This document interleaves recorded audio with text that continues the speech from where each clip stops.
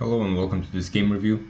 In this game we'll have a look at a game in which white used his space advantage quite well and used it to crush his opponent, who was also breaking some opening principles. So e4, c5, c3. So this is the Alpine Sicilian. The point is very clear, to play d4 and have two pawns in the center, very principled, very normal. And here black should not allow this. So he should either play knight f6 or d5, some move that disturbs white's plan. He plays e6, which is fine, but only as long as now he plays d5 again. And now, for example, if e5, then this would be an advanced French. And if ed, then we would get a similar position as after d5 here. Now, after d4, white plays knight c6, black plays knight c6. But this just allows white to take a lot of space with d5. And now after black takes, we would get a different structure, which is the Benoni structure. And this is a bad version for black, as he has not really developed anything, and the pawn has come to d5 with tempo, and this knight has to move, and white is quite a bit better in this position. Instead, knight f3 is played. Here again, black has a chance to play d5 himself. Again, in the opening we have to take some claim of the center, and we have to develop pieces. But black plays queen a5, which is a losing blunder, because firstly, we shouldn't really develop the queen so early in the game. Sure, this creates some small threat of taking here when white cannot take back with the pawn, but again, white can just play d5, after which the knight has to move. The position is getting opened up. This queen is terrible on a5. For example, after this, knight a3 or d2, the knight will come to c4 with tempo. White has a lot of space, black is completely undeveloped, and white is basically winning here. But bishop c4 is played, which is a bit too soft. Now black takes, white takes back with the knight, and here black takes, queen d4, but here there was no reason to take here. This tension doesn't benefit really white. White wouldn't really like to take here, and he can play, for example, knight f6, attacking the pawn, and this would give white a little bit more problems.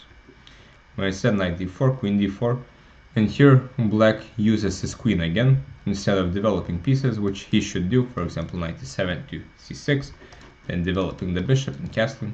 Instead, black wastes time by moving the queen again, white castles, black takes.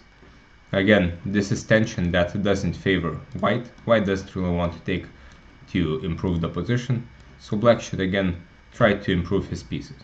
Instead, he moves around with the queen 3 times and just exchanges it. And we get this position, which is okay for black, but it's not great. White has the big center, he has a big lead in development, and things can go quite poorly here. Black plays g6, which is a very bad move again, because black already has a way to develop this bishop. He is completely undeveloped, so he should stop wasting time, and he should develop as fast as possible. Sure, maybe the bishop is better placed on g7, but this will take 2 moves. Instead, black should develop as soon as possible, even though this doesn't look very good. Then knight e7, b6, bishop b7, and even though the pieces don't look great, they are at least developed, and black shouldn't lose anytime soon. But g6, now bishop g5, bishop g7, e5. This kind of makes sense to get the square in d6, but this gives black a hook, and after f6, white's space advantage should dissipate, the pawn on e5 is threatened, and black should be more or less okay here. Instead, white could improve his rook by playing rook d1, then knight c3, keeping the pawns in the center and having the advantage. Instead, e5 is played, and so knight e7, knight c3, a6. But again, these moves are way too slow, and we cannot play like this with black. Black has to understand that he is positionally basically losing, because he has a horrible bishop on c8. The knight is going to d6, and he doesn't really have counterplay. At this point, black really has to get some kind of counterplay, maybe with f6, for example h6. And if white takes, then this would relieve some pressure. For example, after bishop e3, black can play b6, bishop b7, finally developing the last pieces and trying to survive. If knight e4, for example, then castles do not get forked, and knight d6, knight f5 should be fine for black, more or less. Of course, white is still a little bit better. but a6 is too slow, this loses a move. And here white believes in black's threat, but he should have just moved the knight. Again, every single move in chess is worth a lot, and we shouldn't waste time stopping something like d5, as still black can just play b6 anyway to develop the bishop. Instead, then black played knight c6. Here, knight f5 was maybe more accurate, defending the d6 square and also gaining time on this pawn. Knight c6, rook fd1 castles, and after knight e4, white gets the bind on the dark squares. So here bishop e3 is played, b6, knight d6, and a5. Black is again trying to develop, but white continues the squeeze.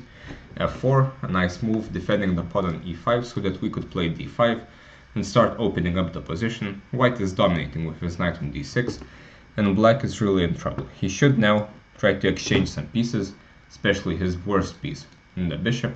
For example, after rook ac1, knight b4, black can expect to have a nice knight on d5 after exchanging the bishops. And for example, after rook d8 and bishop f8, he can try to get rid of this knight on d6, and the more of this he does, the less problems he will have. Instead, king h8 is played, which again doesn't solve a single problem. And this is kind of a problem with 10+0 games, that we are often forced to make some kind of move just because the clock is ticking down, and we cannot think and find the absolute best move that we could find. So for this, I would suggest playing longer time controls. So now d5, white breaks through. Black takes, after which he is lost, but knight e7 is of course not very fun. White can just take a pawn. Black is not really doing very well here, but he can try to fight on with g5, knight g6, try to get rid of this strong pawn on e5. But after ed, white takes back, and now everything is hanging on the queen side. f7 is also hanging, f6 happens, white answers with e6, rook b8, white now takes on c8, and here he takes on c6, which isn't the most accurate. Instead, white can win the game by taking on d7. Now he has a very strong passed pawn and he is attacking the rook, and if the rook moves to defend this knight, white can just take it and then promote, and white will be a rook up. Instead, white takes here, and here black could take back, and of course white is winning after something like bishop b6, but the game kind of goes on. Instead, black takes back here, but now he is just down a bishop for nothing, and a few moves later black was forced to resign, as there is absolutely no reason to continue this game, and black really should learn something from this one, especially how he handled the opening. He should try to play something like knight f6 or d5 in the next game. We cannot allow white to take the center so easily.